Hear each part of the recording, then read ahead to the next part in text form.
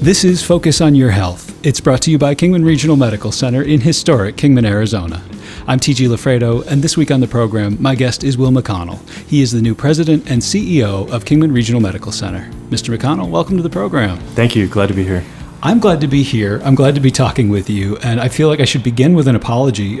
You've been on the job a few months now, and I wanted to talk to you right when you got to town, but there have been some things going on. Yeah, a few minor things, such as a pandemic, indeed. I've been trying to figure out how in the wide world of COVID to meet with you, and after several months of just recording interviews on the phone, I said, okay, well, it's time to adjust. Everyone else seems to be adjusting, so we put some precautions in place. You and I are seated on opposite sides of the room. Indeed. So here we are, and welcome to KRMC. Thank you. And how has it been for you so far? So far, so good. Yeah. Yeah, it's any new job is an adjustment. Yeah. Any new community is an adjustment. And adjusting during COVID-19 has been interesting. It's been a little challenging for my kids connecting socially, and a little challenging getting around and meeting people because I meet people with masks on. Yeah. And so trying to memorize eyes and foreheads so I can recognize people later. But it has made it a little bit challenging. When a new provider comes in, you are meeting with the provider in person. Yes. Yeah. Yeah, so we've set things up to still entertain physicians or advanced practice providers or others that we're interviewing. Yeah. We've also done some Zoom interviews. We, in fact, had a physician accept a job offer over Zoom. Now, there's still some vetting that has to take place just to make sure. But, we're trying to make do in person and socially distanced as much as possible. Yeah. We just adapt, right? We do. Whenever I get to meet for the first time with a new guest, in this case the CEO, I like to do a little bit of getting to know you and talk a little bit about what your job entails. So I think that's a good place to start. What does the CEO of a hospital do? So a lot of it, we have a section in the job description that's called Other Duties as Assigned. Right. So a big chunk of it is Other Duties as Assigned. Learning to improvise. Indeed. But a lot of it is trying to balance the day-to-day operational efficiency of an organization while setting the short and long-term strategic direction of the organization. And that's really the balance. You want to make sure that you dot the I's and cross the T's, but you also want to make sure that the direction that the overall organization is moving is sustainable and will allow you to maintain financial viability. Now, I know, and we'll talk about this, but I know that you've also served as CEO elsewhere. Correct. What do I need? If I want to be a CEO of a hospital, what do I need on my resume? Well, so a lot of it is in the trenches kind of work operationally. I actually started as a certified nursing assistant in a long-term care facility and did that for a couple of years, and that was kind of the introduction to healthcare. My older sister is a pediatric nurse, and so there was an interest in healthcare, and we can get into this a little bit later, but the career path actually took some interesting twists and turns. But to your question, what does it take to be a hospital CEO? Relationship management is critical. Managing through conflict is important. Understanding how the chess pieces move on the board and the formal and informal power structures within an organization is pretty important. There's the formal reporting relationships, and then there's the informal network, which is oftentimes much more powerful. And much messier. And, part of the background is in organizational change and change management. And that's a big part of managing large organizations. Managing healthcare is the pace of change and moving people through the change curve.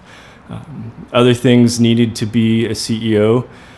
Resiliency is critical. There's a lot of things that come up and a lot of things to mitigate. And working with and through people would be another aspect of leadership that I find to be critically important. I don't want to put words in your mouth, but I'm gathering the subtext is that you're always having to deal with a certain amount of interpersonal conflict. Yeah. Ultimately, we have lots of processes and procedures in place, but typically the breakdowns oftentimes come from relationship breakdowns. Yeah. And so working through those relationship breakdowns is really where you can actually build a stronger organization. Yeah, that's very interesting. And what is the challenge like for you to try to stay immune from those politics, or is it just impossible? Immune from politics, I would say, is impossible. That's a good answer. Impartiality, Yeah. and trying to seek first to understand, withholding judgment until you understand both sides of the equation is really more what it's about. Because typically, we all have a lens. We all have certain degrees of bias. And sometimes we don't even recognize it. And so when there's conflict, finding ways to work with individuals to understand, is this truly an issue between people, or is this a misunderstanding that needs to be addressed differently? And sometimes maybe that allows you to see where something's just not set up quite right. Correct. Right? And sort of these environmental causes to conflict. Exactly. And that's part of what that underlying process structure can sometimes create. If the process flows smoothly, then there's really not a lot of opportunity for interpersonal conflict. When the process breaks down, that's when interpersonal conflict can enter the equation. And so sometimes it's a people issue, and sometimes it's a process issue, and sometimes it's unforeseen events, and you have to rethink everything. And COVID-19 would probably be the classic example of rethink everything. Rethinking everything. What has the adjustment been like around here for COVID-19? The adjustment has really entailed some duplication of processes, hypervigilance on personal protective equipment, unfortunately, limiting visitors, which is something that we're trying to lift as much as possible, because ultimately when it comes to healthcare, you have the patient, you have the healthcare delivery system, and you have that person's support structure. And when that person's support structure isn't as connected with the healthcare delivery, we have issues. So we try to include family through Zoom calls, through phone calls, the visitor hours that are in place. But we really need to get back to a better sense of normalcy around COVID-19 and open things up a bit more responsibly. But we need to really be looking at how we open things up more. People need to live their lives, and they need to be able to, of course, they need to be able to make a living. Indeed. Yeah, it's been a mess on the healthcare front. It's been a mess on the financial front. It's been a mess. Overall, I think that's a fair summary. When this pandemic really hit in earnest, I know healthcare organizations around the country were scrambling over PPE concerns. How did you guys fare? We fared overall quite well. We never hit critical levels. We were able to maintain enough supply for, we call it a burn rate. So we were able to maintain par levels and be above our burn rate. And so we never hit a critical point. There were a couple times we got nervous, but luckily through the supply chain, through the Arizona Hospital Association and other venues, Mayo Clinic Care Network, et cetera, we were able to come through it okay. Is there a feeling now that the industry that creates the PPE has caught up with the demand? Yes. So the concern seems to be past us in that regard. From a PPE stock standpoint, It feels that way. Now, this is also Arizona as a state has started to come down from its surge. We have come down from our surge. So that's a caveated yes. With if it spikes again, the burn rate goes up, and then we'll have to readjust and see where we're at. And as we talk, it is early September, and we are on the cusp of flu season. Mm-hmm. What are your people telling you? No one knows exactly what it's going to entail. There's a great deal of uncertainty. Is it going to be worse? Is it going to be less? Because people are masking and taking more care to wash their hands, is it going to be a lower volume flu season than we've seen in the past? Or is it going to combine with COVID in a way that we just don't know? And that uncertainty is part of what is creating a little bit of a fear to come to the hospital to seek care. And so I want to talk about that for just a minute. Please do. Because it's an issue where if people are afraid to come to the hospital to seek care, what happens is a chronic condition that could be managed well becomes unmanageable. And you end up with a hospital admission or a much more serious stay or illness than if we were able to manage it across that time period. Yeah. And so one of the things that I really would like listeners to hear is, don't be afraid to come to the hospital. Don't be afraid to come to the ER. Don't be afraid to reach out to your primary care physician if you're not feeling well. We need to make sure that we're not making chronic conditions worse because we're afraid to go to the hospital. Yeah.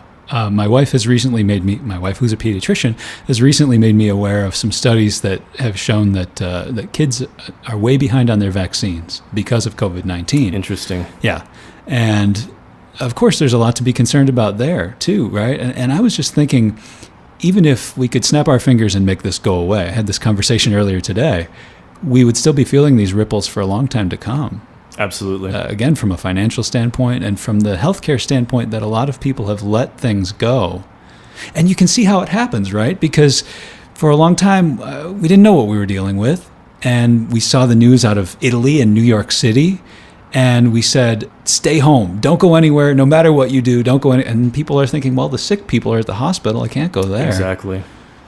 We take a lot of care at the hospital to make sure that we have the right tracks so that people who are having COVID-like symptoms are taken care of in a certain area, and others for general, more routine visits have another track, because we want to make sure that there's not the possibility of people spreading COVID when they come to the hospital. So great care is taken there with screening as well. It's interesting, for weeks and months, we just talked about COVID. What's happening? What does it seem to mean on this program?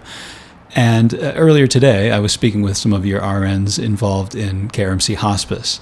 And I asked them about COVID, and what they said was, we have a job to do. It didn't change things for us. Yeah, we had to take extra measures, so that changed. But we were still, we still had people coming in. We were still going into people's houses. Because what? Are we going to stop serving them? I'm paraphrasing, but that was the vibe that they gave. It was, we have a job to do. And so healthcare is about adjusting. Exactly. And we're here to take care of people. And whether that's COVID, whether that's flu, whether that's something else that happens in the future that we don't even know of yet, we're here to take care of people. It's time for a quick break on Focus on Your Health. We'll be back in a moment for more with Will McConnell. Stick around.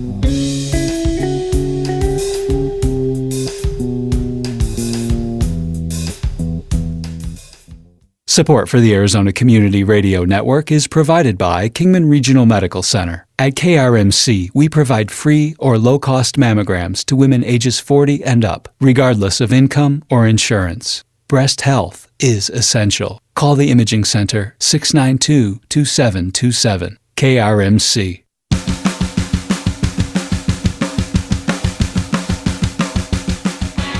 Welcome back to Focus on Your Health. I'm T.G. Lafredo, and this week on the program, my guest is Will McConnell. He's the new CEO and president of KRMC.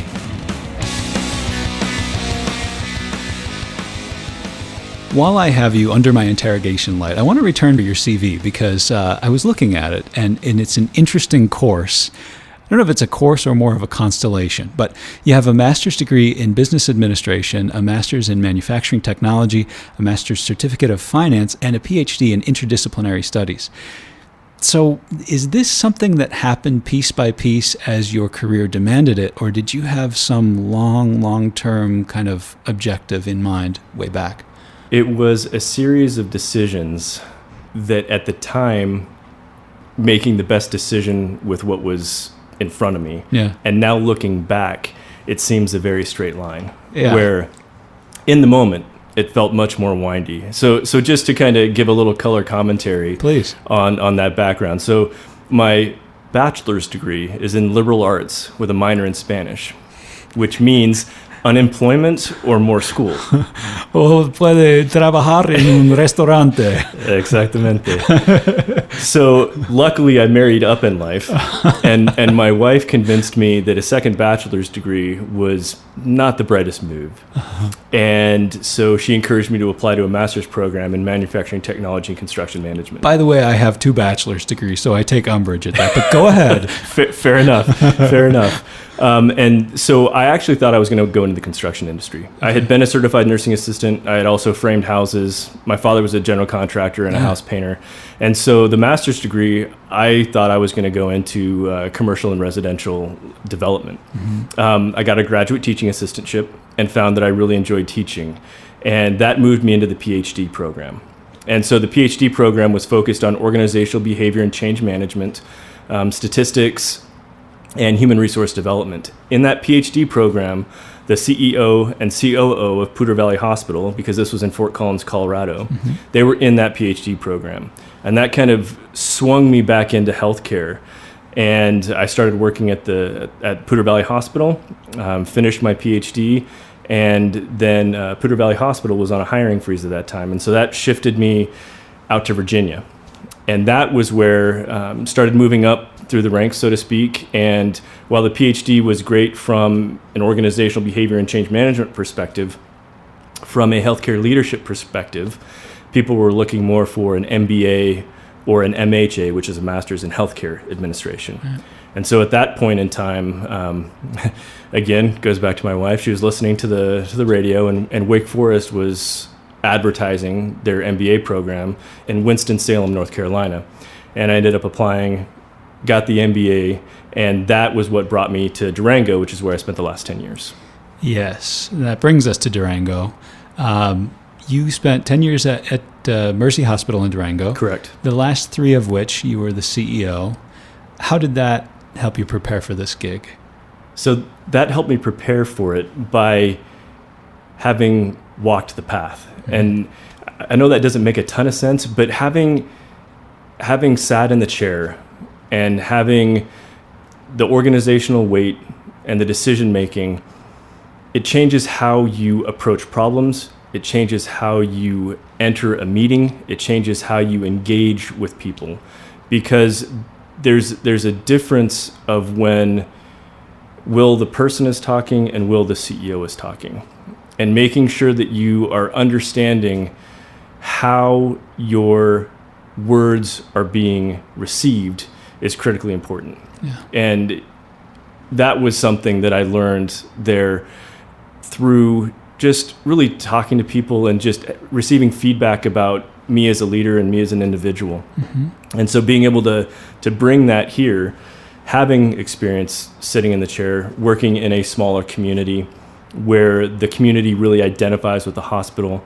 Like most small towns, there's political undertones that existed in Durango, and managing those relationships and the key players in the community are things that helped prepare me for this role. That part sounds especially complicated to me. All those competing demands. Indeed, it is complicated. You've traveled in your different chapters in your development as a student and then as a professional. Why Kingman? Kingman has the aspects of what I really want from a future direction standpoint. So let me explain. Having an independent hospital in your community with a community board is critical when it comes to identifying with your community hospital. And large systems have a place in healthcare. Communities of a certain size, Kingman being one of them, that 40 to 60,000 population base with a broader catchment area of a couple 100,000, that local decision making and that local community connection is really critical. And that was really what drew me to Kingman. It was the people on the board. It was the physicians and the managers and the directors and the frontline staff that I met during the interview process. It was really the people and what Kingman as a hospital has to offer that really drew me here. Yeah. And I'm thinking this is a bit of an outpost. It's a ways to go to get, to bigger cities. And what KRMC means to its community is different from what a hospital would mean to any given community in a city of 4 million people. Precisely. And to add to that slight geographic isolation, being an hour and 45 minutes from Vegas and Henderson, 3 hours from Phoenix, an hour from Havasu, an hour from Bullhead, that geographic isolation, so to speak, also helps for hospitals like Kingman to maintain their independence and their financial viability, because you don't have easy encroachment from the larger systems. And so that was also a draw to this community and where it was located. It kind of had all of the factors that I was looking for. I was happy where I was. Yeah. What this community has, and the quality of the hospital, the quality of the physicians, the quality of the care, the quality of the nursing is really quite high. And that's a legacy that's been created over the past 25 years with Brian Turney, and has really put Kingman in a great place to move into its next chapter and to look at how we replicate the success that's happened historically. How do we leverage that to continued future success? And that's really the strategic part of the role. That's something I want to ask you. What I heard you saying sounded a lot like an appraisal of what's right about KRMC. Yes. So I want to ask you, what's wrong with KRMC? What would you, as you take a look around and get to know what's here and what's not, what would you like to change? I've spent the past 90 days consciously sitting on my hands. Yeah. And focusing primarily on listening. And there's a good reason for that. Yes, go ahead. In smaller communities, you don't want to make big early mistakes because you don't understand the lay of the land. And so when it comes to what to change going forward, that's really going to come from the strategic planning process that we're going to be embarking on. And it's going to be a lot of, I mentioned earlier, seek first to understand. There's going to be a good chunk of that. Why did we make the decisions that we made to get us to this point? And how are we going to look to the future to continue that trajectory and that history? You know, some of the things that have been thrown as curveballs, telemedicine, it has kicked up in usage exponentially.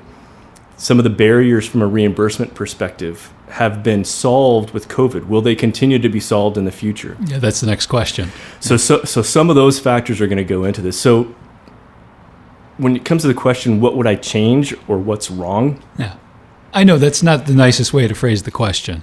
I haven't found anything yet. Yeah. I've found an organization of people who care deeply about their community and about the care that they deliver, and they want to do the right thing, and they want to make sure that Kingman is set up to maintain its independence and its financial viability long into the future. Yeah. And so now it's just a matter of how do we put all the pieces together, and what needs to change will come from that process. That's very well said. And you're not even reading from the notes. No, I'm not. Well, I'm glad you mentioned financial viability because, you know, as we were talking, a lot of people have stayed out of the hospital during this pandemic. And we know that, especially like people seeking out elective procedures, those numbers are way down right now. And hospitals in general depend on that revenue. So I want to know, what does the financial health of KRMC look like these days? It's good. It's good. It could be better, but it's good. We're maintaining our historical pace. Some of the early stimulus money, we're able to use some of that to bridge a gap when it came to revenue losses. April and May being a couple of particularly challenging months prior to my arrival. August, we just looked at the August financials and the July financials, and both were strong months relative to budget. Yeah. So we were able to meet budget in those months. That's a big deal, and it bodes well going forward. The downward trend of COVID cases and COVID positive cases through KRMC is another positive trend, which means hopefully we can get back to open for business in a less restrictive way. So hopefully that trend continues, and that allows us to really keep the momentum that July and August have had for this new fiscal year. Well, Mr. McConnell, the danger of doing something well is that you get asked to do it again, and we're out of time. But I hope you'll come back I hope I'll come back and talk with you sometime. I would welcome that opportunity. That is Will McConnell. He is the new CEO and president of KRMC. Mr. McConnell, thank you again. Thank you. Appreciate it.